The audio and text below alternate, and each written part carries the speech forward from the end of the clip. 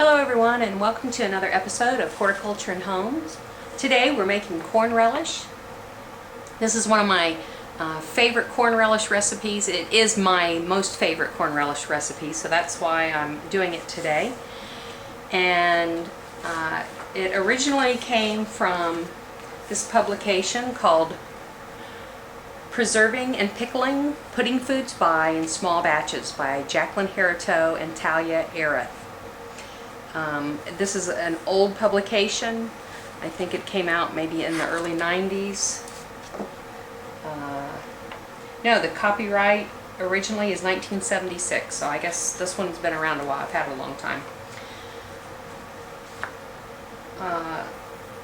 So what we do is we start with, I like to use yellow corn, a sweet corn, not a super sweet corn, just a standard yellow sweet corn.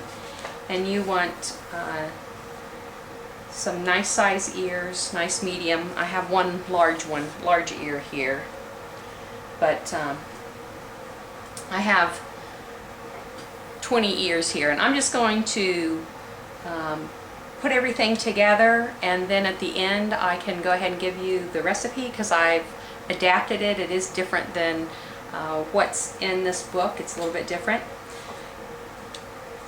So you start by shucking and soaking your ears of corn and placing the ears of corn into a large kettle of boiling water for 5 minutes. You have a bowl of ice water waiting and ready, a nice large one, something large like this. And then you plunge your corn into that cold ice water to stop the cooking process. And let that sit in there several minutes so that it cools down. Pull that out and drain it, and then you cut that corn off the cob. Once you get your corn cut off the cob, you're going to take that and set that aside.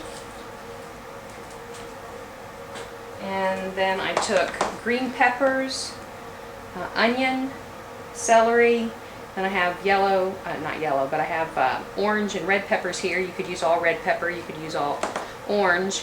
I didn't use any yellow pepper. You might want to stay away from that because it's the same color as the corn. And the reason for the other peppers besides the green pepper is for color. It is a little sweeter, but it's mostly for color because it's very appealing to the eye. So I have all that chopped up, and I have these cut so that they're chopped and they're all pretty evenly chopped, about the same size. So if I take all these, you can see that all that's pretty even, and it's about the size of the kernels of corn, look, just a little larger. Okay.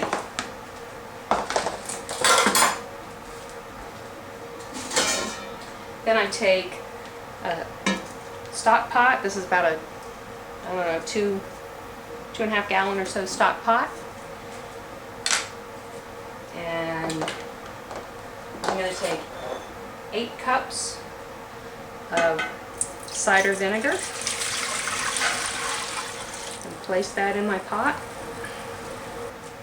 Okay, to my cider vinegar I'm going to add sugar. That's just plain old white sugar. And then I'm adding some spices. I have salt, turmeric, mustard, and celery seed. And to that I'm going to add my chopped vegetables, everything except for the corn.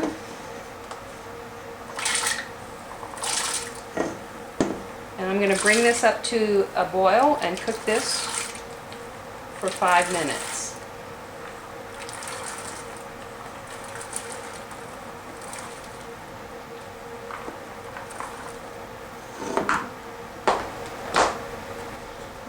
The vegetables have been cooking for 5 minutes.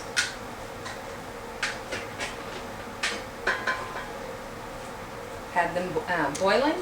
Now I'm going to add the corn. And now there are a few silks in here. Let me pull that out. When I cut the corn off the cob, I went through this and pulled out any silks that I found, because that won't give you a pretty product in the end.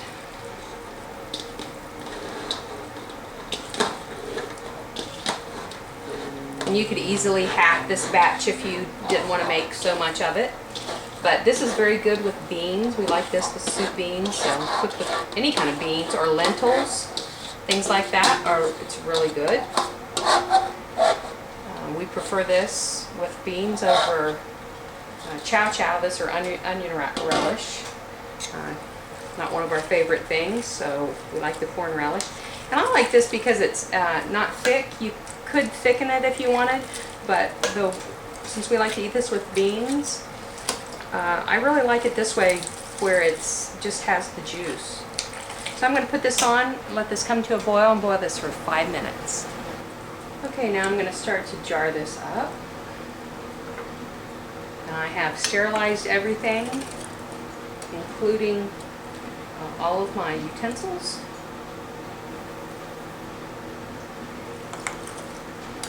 I'm not going to put my lids on just yet, because I'm going to see how much of the juice I have left at the end.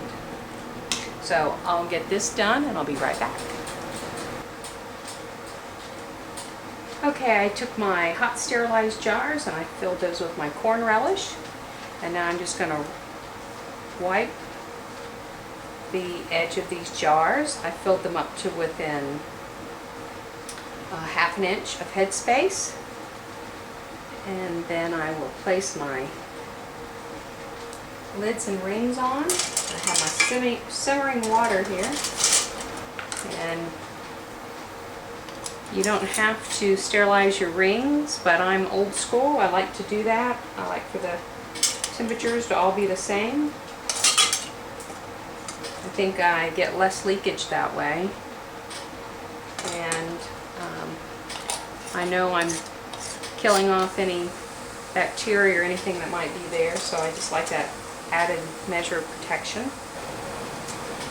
Okay, I have 2 kettles on that I'm using as water bath canners, and I wound up with about 13.5 pints. So I'm going to let this come up to a boil, and once it comes to a full boil,